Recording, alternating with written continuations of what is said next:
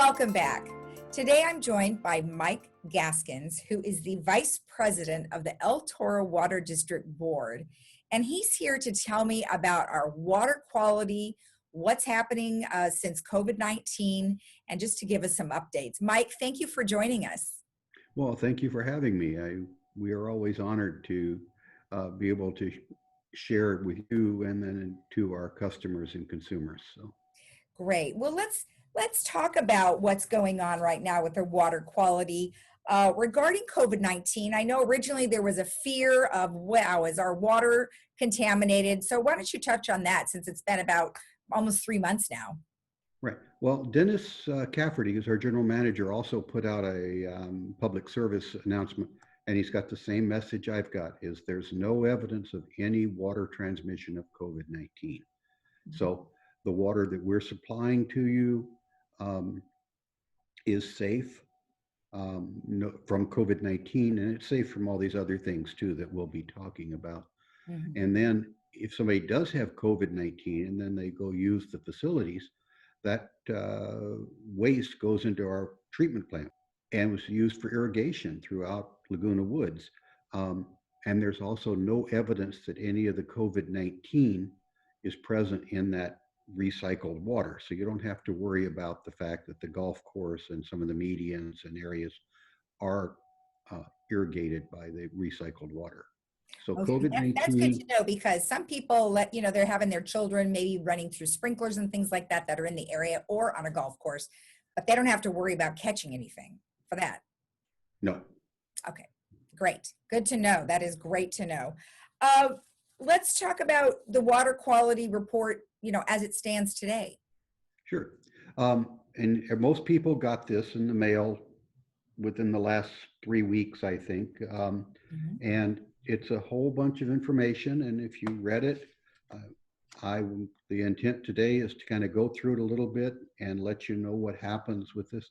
This is an annual report that has to be done by law by every water purveyor. So this is what we've got. And there are tables in there that are going to be displayed on the screen that you're not going to be able to read. So I figure the raw numbers are something that you can look at yourself if you're interested. So, Well, right. And as a whole, all of these numbers, what does it really mean for us? What are some of the things that you guys are looking for? well, we're looking for assurance that we haven't got bad things in the water. The water that comes into us comes from two general areas: one, Northern California, and the other, the Colorado River. And the water that comes from the Colorado River has a little piece of the Grand Canyon in it. And so it has a high mineral content, hard water. The water that comes from Northern California flows through the California Delta, and there's a lot of agriculture in there. So it's possible that it's going to have organic chemicals and pesticides. And so when it comes out to your tap, it's a blend of the two sources. And that varies at the treatment plant called Dimer or Deemer up in Yorba Linda. It's off the 57 freeway. The water's treated there for the most part. And that's where these numbers come from. And then you'll also notice there's a table from what's called the Baker treatment plant, which is fairly recent. We participate in it with Irvine Ranch Water District, Santa Margarita, and a couple others. And it's up on Lake Forest, up near the new City Hall. And water is purchased, raw water that is not filtered by Metropolitan, but water that's raw is brought there and then treated at that point, and it's treated to a very high standard as well. So you've got data for the water streams. Now, also the Metropolitan Water District supply.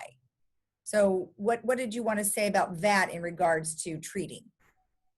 Well, the Metropolitan is a large organization, and they provide most of the water to Southern California, the exception being LA Water and Power, which gets Owens Valley water.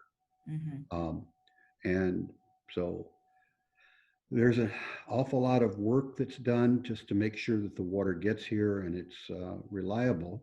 One of our focuses has been in the last couple of years is storage. how long, if something were to happen with the stream of water coming from Metropolitan, how long could we hold out and still provide water to the customers? And right now, we think we're pretty solid at 60 days. We would like to get more than that. Okay. Okay. So I don't know what else I wanted to say about Metropolitan per se. If you look at all the numbers on here,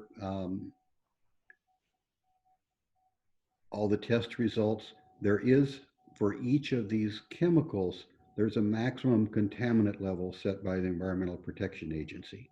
Mm-hmm. And if you exceed that, that's a violation, and it has to be reported to the customers. It would show up in the newspaper, et cetera. Mm. And then if you look at the numbers that we're actually getting compared to that, there's a range of results. And you'll notice that we're under that MCL, the maximum contaminant level for all these things.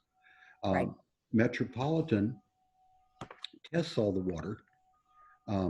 And so this is what we're provided. Mm-hmm. But when the water gets into our system, we're still responsible for it. And there are other tests that aren't in this, which is the presence of bacteria, mm-hmm. particularly coliform and fecal coliform bacteria.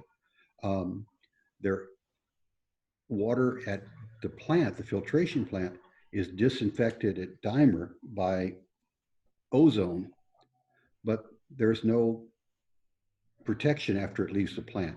So chlorine is added as to provide a residual protection as the water moves through the system. At the Baker plant, the sterilization, sanitation is done by shortwave ultraviolet light. Mm. And again, chlorination happens. So we monitor, we take samples every week at, I want to say 70 sites, but it might be 40. My numbers are, mm-hmm. But on a weekly basis, they're sampled and tested by our laboratory that's at our treatment plant by the RV storage yard. And the chlorine is taken, the fluoride is measured. Fluoride is added to the water by Metropolitan. It's very important for strong teeth, especially in kids and developing bones. It's an important chemical. Without it, there'd be a lot, dentists would do a lot more work.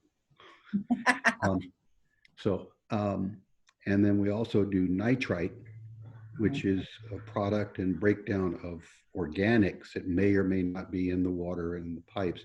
And they're potential health problems. So that's why we monitor them continuously. Right. Chlorination byproducts. And so all this is done on a weekly basis. And again, El Toro has never had a violation. Dennis Cafferty did tell me that there was one violation because somebody forgot to take a sample. Oh, well, it sounds like you guys are doing a really thorough job, and we certainly appreciate that you guys are monitoring our water and coming out and telling us that it's okay to drink it, because, you know, we don't want to be too scared. So we appreciate I don't want you drinking the recycled water. It's no, don't do that. Probably okay, but I wouldn't drink it. You know? I wouldn't drink it either. All right. Well, thank you so much, Mike. I appreciate you taking the time. Okay. And thank you so much for having me. And we'll be right back after this.